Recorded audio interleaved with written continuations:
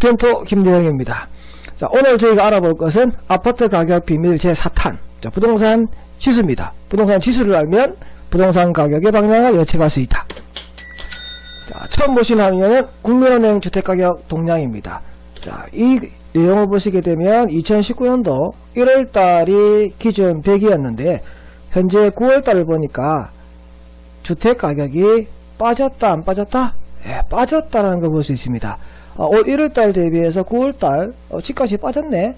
빠졌는데 많이는 빠지지 않았습니다. 0.3 정도 빠졌는데 어쨌거나 얘는 평균입니다. 평균적으로 봤을 때 가격은 오르지 않았다는 것을 우리가 먼저 눈으로 확인을 합니다. 주택 착공 및 준공 실정입니다. 자, 착공이 많으면 나중에 입주 물량이 많다는 것인데요. 2016년 9월달에 집중적으로 착공이 들어옵니다. 그러면 뒷일은 눈에 보도록 뻔한 거죠. 앞으로 공급 폭탄이 터지게 되면 그 지역 부동산 가격은 빠질 수밖에 없다라는 우리가 확인할 수 있는데, 그래서 밑에 준공 실적을 제가 바로 준비를 했습니다. 2017년부터 2019년 사이에 집중적으로 준공이 되기 시작합니다. 준공이 되었다는 얘기는 입주를 시작했다는 얘기죠. 그래서 그 지역에 수요보다 많은 공급 물량이 들어온 것은 가격 하락이 불가피했을 것이고, 공급된 만큼 수요가 받쳐지는 것은 가격이 상승하는 것도 있었을 것인데, 경남 지역 같은 경우 대부분 공급 폭탄을 이겨내지 못해서 아파트 가격이 무너지는 곳이 대부분이었습니다. 자, 미분양 주택 현황입니다. 자, 미분양 주택 현황을 보시게 되면 그래프가 주기적으로 돈다는 것을 알 수 있습니다. 그러면 어느 해는 집을 많이 지었다가 이러면 안되겠네, 다시 집을 작게 지어서 악순환이 반복된다는 건데, 부동산 시장 입장에 봤을 때 이 악순환의 주기가 짧으면 짧을수록 부동산 가격이 상승 하락을 반복하니까 투자하는 투자 입장에서는 아주 좋습니다. 근데 이 주기가 길어지게 되면 중개하시는 소장님도 마찬가지고 투자하는 투자자 입장에서도 그 기간 동안에 곤욕스러운 기간이 진행될 수밖에 없습니다. 먼저 보시게 되면 2008년도에 보니까요, 미분양이 많이 쌓인 적이 있었습니다. 그러다가 2011년도에 미분양이 해소되고 2013년도에 다시 미분양이 쌓이고 2015년도에 해소가 되고 2016년부터 2019년까지 미분양이 쌓였습니다. 그러면 부동산 경기가 좋았던 때는 2010년, 11년, 12년, 그리고 2014, 15, 16년 이때는 좋았을 것이고, 나머지에는 부동산 경기 상황이 좋지 않았고 투자자 입장에서도 그때는 재미가 없었다라고 우리가 얘기를 할 수 있을 겁니다. 자, 이 그래프에서 우리가 눈여겨볼 부분이 바로 가장 미분양이 작았던 시기 2015년 5월달입니다. 2015년 5월달에 미분양 물량이 가장 작았기 때문에 쉽게 설명을 하면 2015년 5월부터 경남에 있는 아파트 가격이 고점을 향해서 마치 100m 달리기를 하듯이 치고 올라가기 시작할 시점이 바로 이때라는 거죠. 사고 싶어도 물량이 없습니다. 그럼 어떻게 된다? 사고 싶은 사람들이 더 높은 가격으로 사겠다고 부동산 매매 시장에서 수요에 대한 초과 수요가 발생하면서 가격이 급등하는 시기가 이 시기가 된다는 거죠. 근데 그 뒤에 계속해서 미분양이 적체되면서 아무리 사들여도 공급되는 부분을 해소를 못하니까 가격이 계속해서 떨어지는 상황이 발생할 수밖에 없던 것이고, 지금 현재가 그 상황이 전개되고 있는 겁니다. 자, 부동산 소비자 심리지수입니다. 자, 부동산 소비자 심리지수는 두 가지로 나눕니다. 토지시장 심리지수와 주택시장 심리지수. 자, 토지시장이 좋으려고 그러면 토지시장의 심리지수가 좋아야 되고, 주택시장이 좋으려고 그러면 주택시장의 심리지수가 좋아야 되는데, 이 두 가지를 묶어놓은 것을 부동산 시장 소비자 심리지수라고 얘기를 합니다. 자, 그래프를 보니까 심리지수가 높았던 시기가 있습니다. 그리고 지금 현재 낮았던 시기로 지금 나누어지고 있습니다.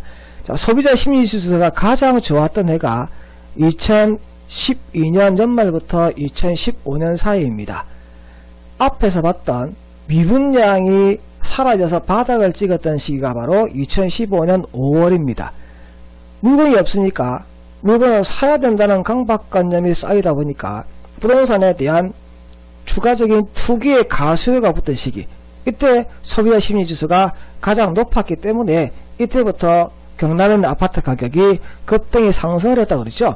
그래서 소비자 심리지수가 올라가게 되면 그 다음 해부터는 가격이 오른다.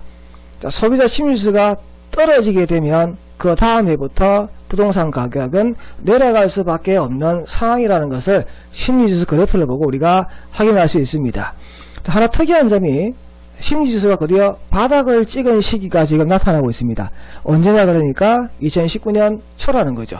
2019년 초 경남은 부동산 시장 소비자 심리지수가 바닥을 찍고 서서히 회복되고 있다는 것을 그래프를 통해서 확인할 수 있습니다. 자, 그러면 두 가지를 한번 보시겠습니다. 토지시장의 심리지수와 주택시장의 심리지수인데요. 두 그래프를 보시게 되면 아주 유사합니다. 즉 토지시장이 좋으면 주택시장도 좋다. 주택시장이 좋으면 토지시장도 좋다.